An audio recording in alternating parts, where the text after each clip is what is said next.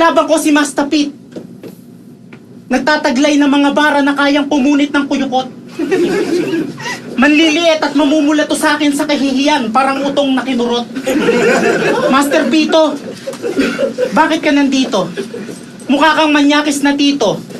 Minsan rapper, minsan parking boy sa munisipyo na nagagalit pag hindi nabibigyan ng 5 piso. Sa lahat ng host sa Bigo, ikaw daw yung pinaka-paborito. Kaya ako'y naintriga, pinanood ko. Walang yaka, Pito. Sa sobra mong hustler, nagawa mong mag-live selling sa Bigo ng umiilaw na dildo. Matanda ka na, Masta.